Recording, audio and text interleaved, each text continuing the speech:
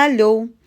আজকের অফিস ডের গল্পটা হয়তো বেঙ্গালুরুতে থাকা হাজার হাজার মানুষের দৈনন্দিন বাস্তবতা। বর্ষা চলে এসেছে আপনারা জানেন।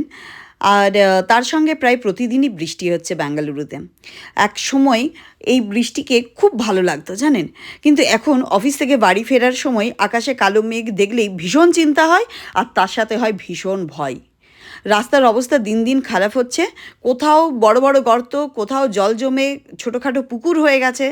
অনেক সময় রাস্তা আর নদীর মধ্যে কোনো পার্থক্যই বোঝা যায় না জানেন? এটাও কঠিন হয়ে যায়।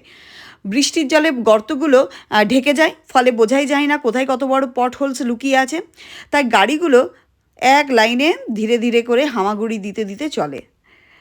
তার উপর বেঙ্গালুরু ট্রাফিক তো আছেই আছে। অফিস ছুটির সময় রাস্তায় বেরোলেই ঘন্টার পর ঘন্টা জ্যামে আটকে থাকতে হয়। কখন বাড়ি পৌঁছাবেন তার কোনো নিশ্চয়তা নেই। পেটে তখন খিদে ছুঁচো ডন বৈঠক মারছে, ভাবতে পারছেন? মাথায় ক্লান্তি, আর সামনে শুধু লাল ব্রেক লাইটের সারি।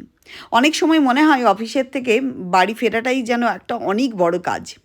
সবচেয়ে বড় সমস্যাটা যেটা হয় সেটা হচ্ছে এখানকার অনিশ্চয়তা রয়েছে আবহাওয়ার। সকালে রোদ, দুপুরে মেঘ, আর বিকেলে ঝড় বৃষ্টি শুরু হয়ে যায়, কিছুই বোঝা যায় না। তাই প্রতিদিনই একটা অনিশ্চয়তা নিয়েই বেরোতে হয়।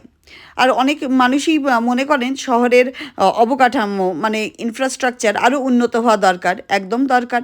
রাস্তাঘাট, ড্রেনেজ ব্যবস্থা, ট্রাফিক ম্যানেজমেন্ট, দীর্ঘমেয়াদী পরিকল্পনা থাকলে সাধারণ মানুষের ভোগান্তি অনেকটাই কমতে পারে। কারণ একটা বড় শহরের উন্নয়ন শুধু কি আর আইটি হাব বলুন তো? আইটি হাব হওয়ার মধ্যেই কি সীমাবদ্ধ থাকা উচিত? একদমই না। মানুষের দৈনন্দিন জীবনও সমান গুরুত্বপূর্ণ। আমি 17 বছর ধরে বেঙ্গালুরুতে আছি, আর এই শহরের সুন্দর দিনও দেখেছি জানেন, আবার নানা চ্যালেঞ্জও দেখছি। এখনও এই শহরের আবহাওয়া, মানুষ আর সুযোগ সুবিধার অনেক ভালো দিক রয়েছে।